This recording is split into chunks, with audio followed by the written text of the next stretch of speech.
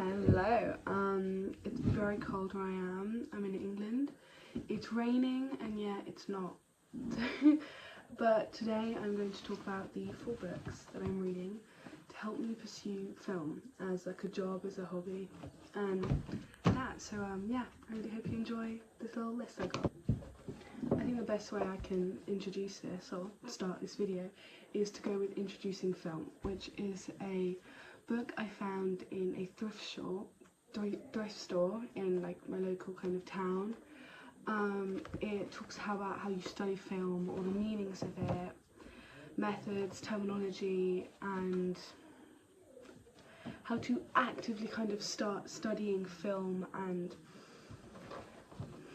being able to analyse it and create it, and terminology and how they film it. It's basically, if you want a book that just wraps everything up, Introducing Film by Roberts and Heather Wallis is a great one. I think it's an A-level textbook, but I think regardless it proves the same point that I think would be helpful. My next one is The Definition to Screenwriting by Sid Field. It is a gargantuan book. It's ridiculous and the writing's pretty small, but before you're like, there's no way I'm reading that, it's good for little small ones, right? Because it has little scenes from movies, right? And then it proceeds to kind of analyse it. What's the problem? What's the good things about it? It teaches you not only how to write physically a screenplay, but also what are the best things to like move the story forward. And not only is it a guide to the physical, but how to make a story flow good, especially in terms of film. It's really good. It uses so many films. I mean, the ones on the back say The Pianist, Lord of the Rings, Scream. So I think if you wanted to get more into the writing section of film, this would definitely be helpful. But yeah, it's a pretty big book if you're not ready for that. And then we've got the last 2. One's a thick one, one's a thin one. I'm gonna go with the thick. Let's keep this moving. So this one is the films that made me insert emotion, right?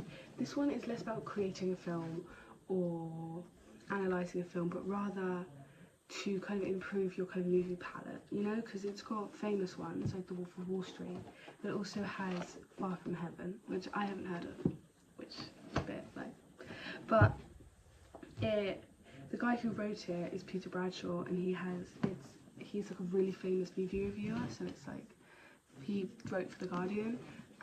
So if you want to develop your kind of range of movies, then this is a brilliant book. But the thing is, it is massive.